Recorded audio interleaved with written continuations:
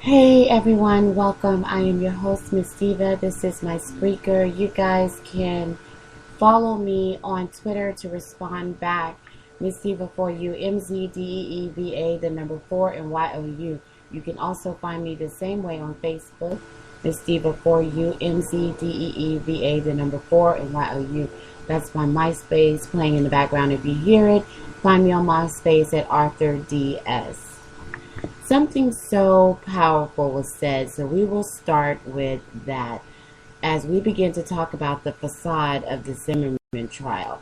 And something very, very powerful was said by the NAACP. The most fundamental of civil rights, the right to life, was violated the night George Zimmerman stalked and then took the life of Trayvon Martin. The most fundamental of civil rights. When you hear that, the fundamental needs to stand out. The most simple area, the most simplistic area of every individual's civil rights was violated. And when I think of the situation and what has happened to Trayvon Martin, the very simple thing that was violated was his simple walk down the street to the 7-Eleven, back down the road, headed back to his father's house. We know that that was not his permanent residence, but he had the right to be there.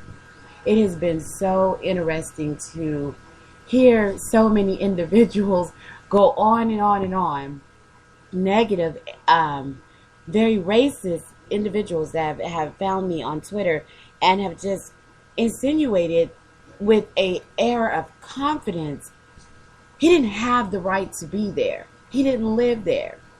I am sorry, but if you know anything about blended families, then you are very aware of the fact that Trayvon Martin had the right to be where he was.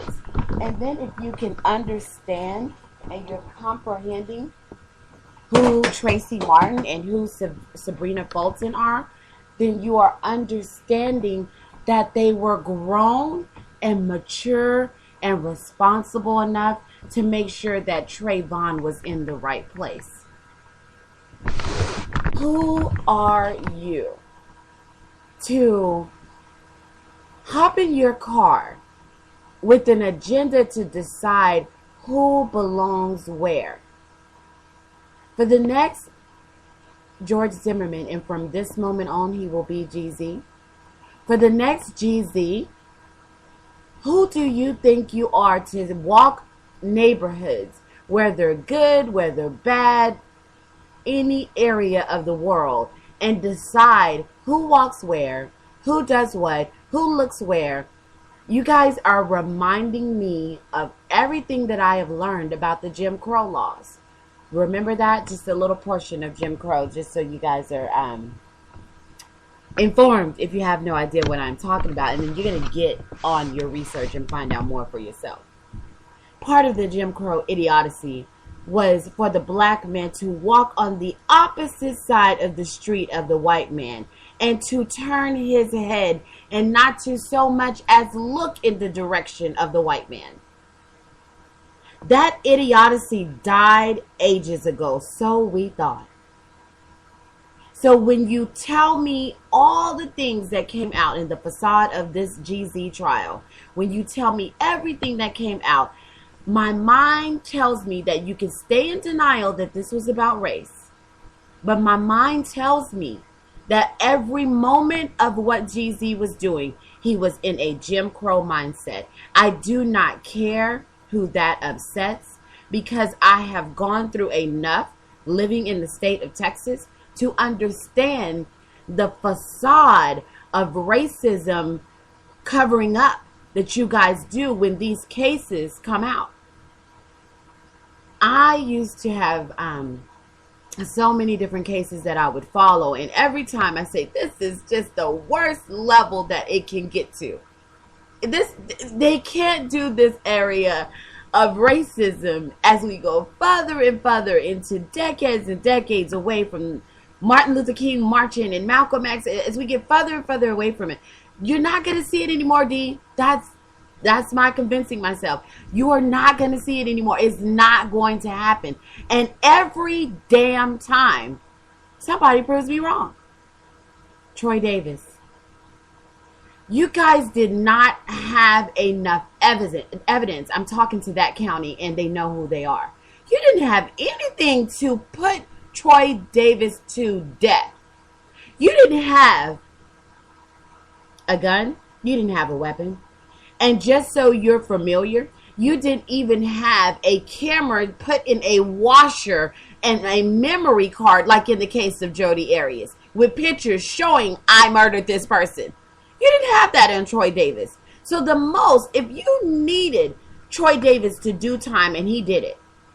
He did so much time for you guys.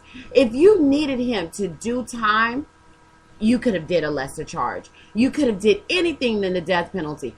But for you to put Troy Davis to death, you have that blood on your hands also. And you now, even after Troy Davis, the idiocy that went on in the Byron Carter case here in Texas, Austin, Texas, those police officers have the blood on their hands. Take it all the way over to California and go over to Rodney King.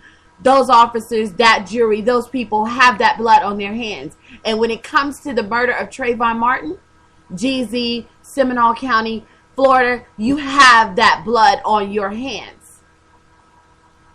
Everything that you guys come up with and excuse yourselves with, I am talking to closet racists.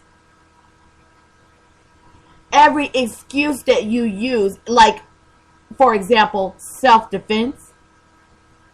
Every excuse that you use takes another black man away from our culture, and we do not deserve that. You guys are already getting away, and I'm going to take you into another case, with taking a black man and dragging him down the street like as in Jasper, Texas. You get away with so much. You have already taken the lives of so many black men when you lynched them back in the day on trees. You didn't, maybe, if you're 10 years old listening right now, but your great granddaddy did. It is not your place to tell a black man what he better do unless you are an officer of the law. And when you are telling him officer of the law, you need to speak to him with respect unless he is disrespecting you. Stop pulling black men over who are absolutely doing nothing and talking to them with disrespect. And stop pulling our black women over for in the same way. I'm on Fort Hood, Texas, attending the July 4th celebration. Officers directing traffic, and I find out that my light goes out on the front. Cadillac Escalade. That's everything. Anytime something goes out, it's devastating because it's so expensive. So my light goes out. We're coming from the celebration. It's okay. We're in traffic. What can I do? Stop and go to AutoZone.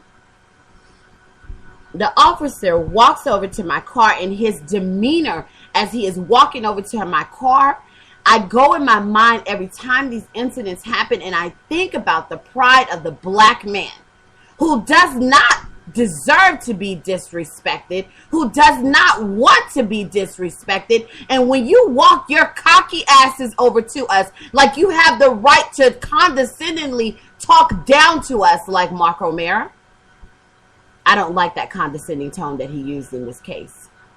And you guys walk with that attitude. I know instantly what my black men are doing. And it upsets me because I know that they don't have the control that you have, D. Because they haven't experienced what you've experienced, D, to gain that control.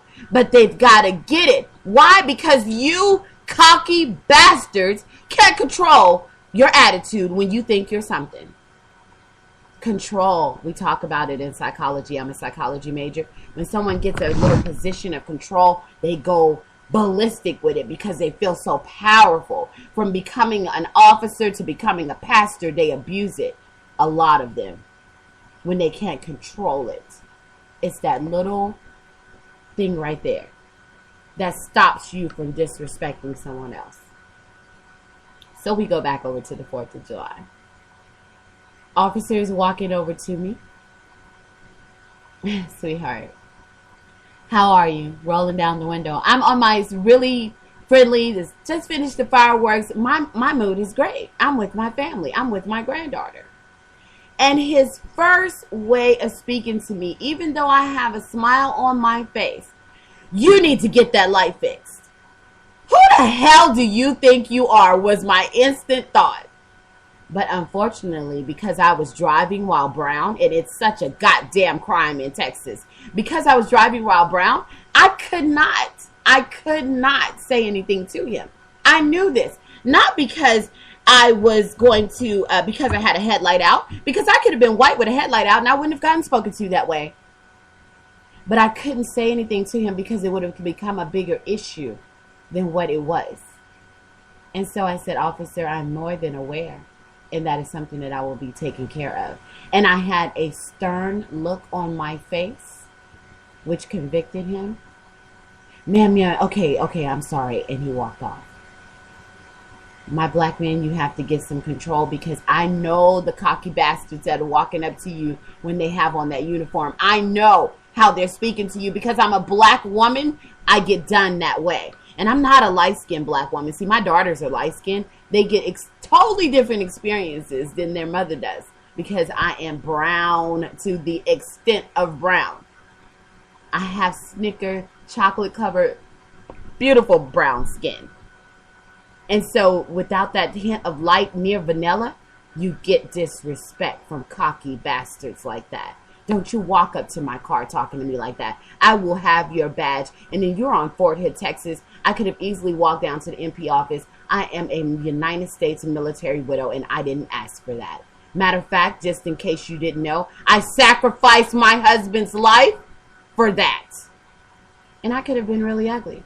But it was the 4th of July, and I didn't have time for that. In the facade of the Zimmerman trial, what Mark O'Mara wanted to stay away from, he said something that was true. He said that was partially true. He said, this is not a case of race.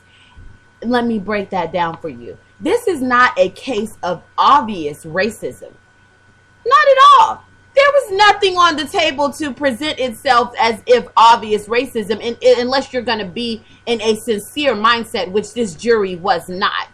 Unless you're going to be in a sincere mindset and say, you know what? Okay, that's it. This is really what it is. Those assholes always get away. Those effing punks. This is what it is. But no, if you're not sincere, and if you are in the facade of the GZ trial, then you're going to play the game that was set up from the start. And in a minute, I'm going to tell you guys, in my very simple version, what some will consider a conspiracy theory, what exactly the facade was. And it's so simple yet so disrespectful that it's going to make you sit back in your seat. But it is the truth. So Mark O'Mara said that this is not a trial about race. Obvious race? No, sir. I can stand in agreement with you in the same condescending tone that you use. I can sarcastically agree with you. But it was a case of closet racism. It was a case of closet racism to the point where everyone involved, and it was sickening to my stomach, everyone involved jumped on board. And the only reason why you were able to get that black neighbor who was so obese that she couldn't come to court and was on camera, the only way you were able to get her to say George Zimmerman is my friend, I'm his one black friend, is because you paid her a paycheck. I do not have time to play with the facade of the GZ trial. You gave her a check. She got her fat ass on camera and said he was my friend. I have lived too long. I am 39 years old. This is the reality. So if you're offended by my language, get off. Go. Bye. Don't have time. I am a woman of God at the end of the day. I believe in him. I believe in Jesus. But when I need to say something, the language will be strong. And I stand behind the fact that I'm not going to hell doing it. Because you guys, there are some people that I'm talking to right now, and some racists that are tuned in because they follow everything I do, from wiping my ass to drinking coffee. and they are listening. So they have to be talked to a certain way to see that I am not playing with them when it comes to this closet racism that is killing our black men and women, that is killing our children. I am sick of it. That is landing them in prison and giving them convictions that are idiotic. I am sick of it. And I'm not going to play the game with you guys anymore. I'm going to sign every NAACP.com petition. I'm going to sign every change.org petition. I'm not going to Democracy Now! Petition. I'm not going to play the game with you guys anymore. I am sick of closet racism. And the GZ trial, the facade of it, that is all that it was. I have this thing that when I meet people, I can tell who they are. And I wear my sunglasses because if I don't, they will know I am looking into the bottom of their soul. And what I am searching for is sincerity. And if you're full of shit, my full of shit radar goes off and I still smile, but I'm done messing with you. If I had ever met GZ, the radar would have went off and broke. If I had ever met his brother Robert Zimmerman, the radar would have went off and broke. If I had ever met his father, Judge Zimmerman, the radar would have went off and broke. I know a family of racists. And guess what? I am from Texas. So I am not fooled by Hispanics that hate blacks. So don't give me that George was Mexican role. Don't do it. Because there is more racism in Hispanics versus blacks than whites versus blacks. But it does not get the stage because white people do not feel that even Hispanics are worth enough to have a stage for it. And so it's not funny. It's so idiotic for me when I see Hispanics hate blacks because are you serious? We're in the same damn boat against a white racist. Are you serious?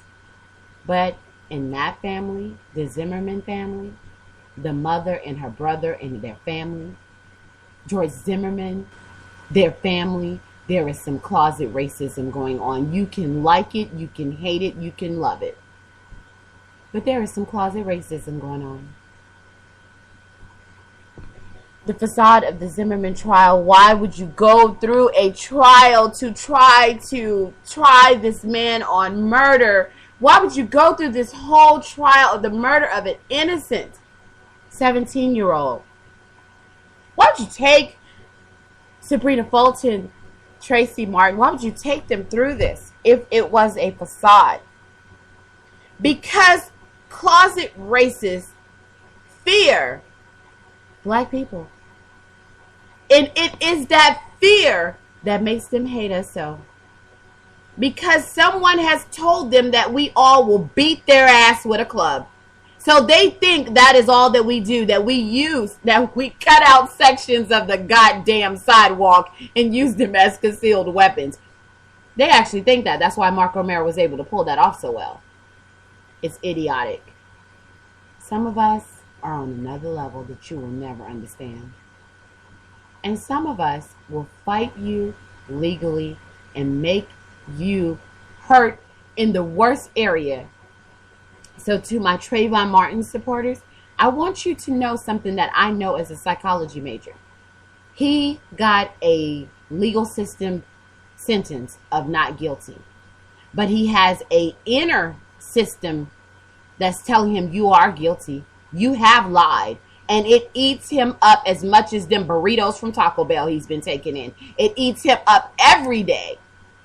So he is in a mental prison, and I want you to feel some peace from that I have from it, because he is in a lifetime mental prison. And that mental prison is going to convict his soul one day, and he's going to tell someone the truth, if he hasn't already.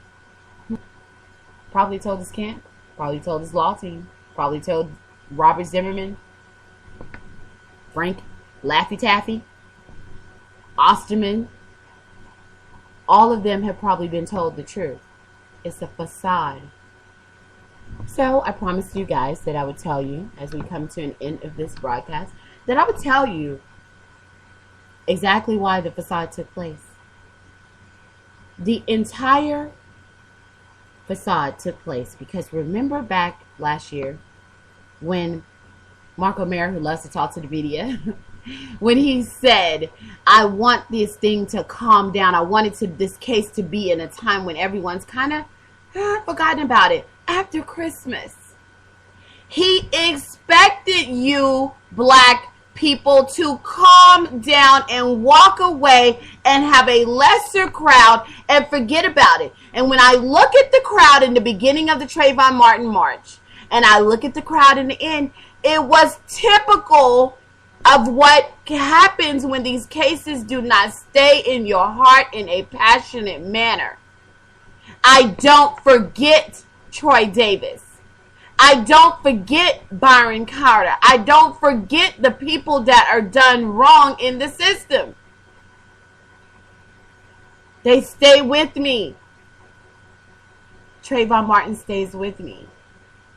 Stay is passionate because they can count on that. And so he asked for more time and more time so they could calm down. They, being blacks, could calm down. And the entire facade, because he knew the really passionate people that stayed on board like me, he knew we could see it. That it was only, here's what I came to tell you. The trial was only put together, people, to shut us up. The jury was rigged.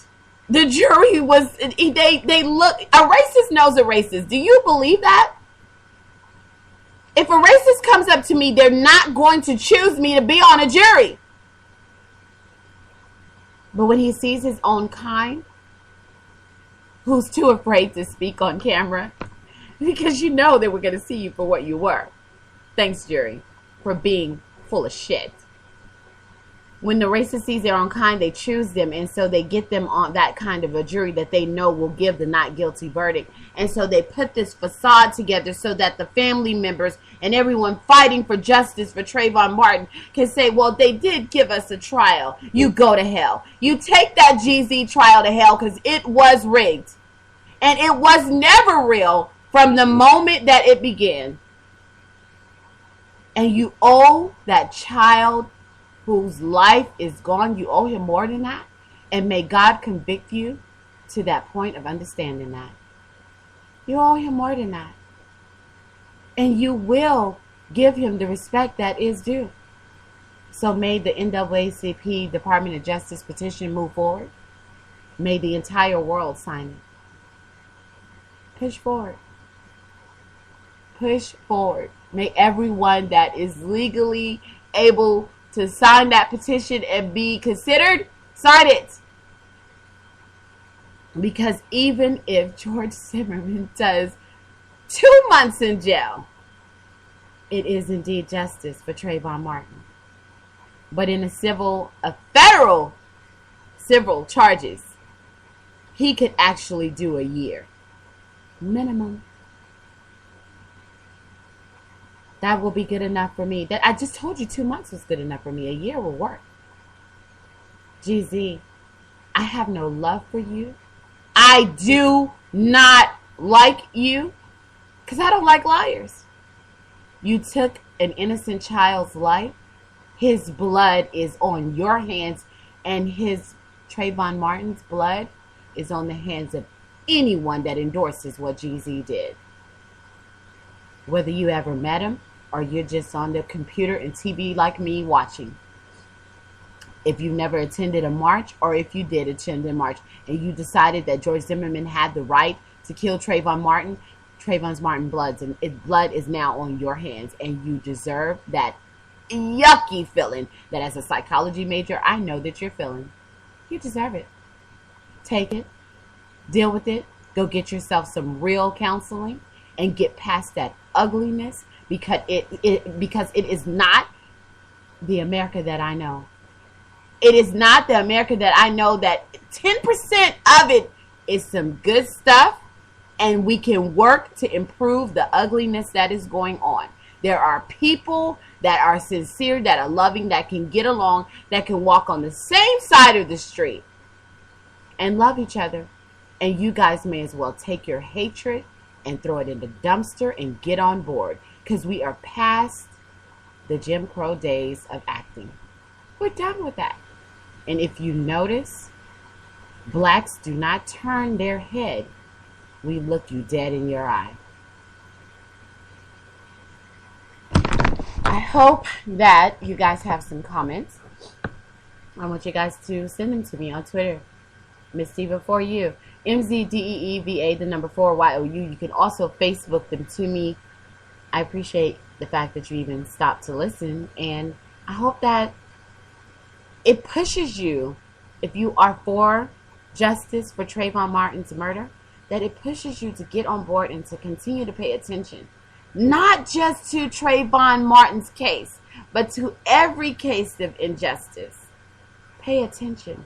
Make sure that when somebody is going to court, that you find somebody that can get in that courtroom every time your family member is done wrong, that you call one of us, because the NAACP cannot go out and solicit you. So if you tell someone that supports the NAACP, they will help you. Contact the NAACP.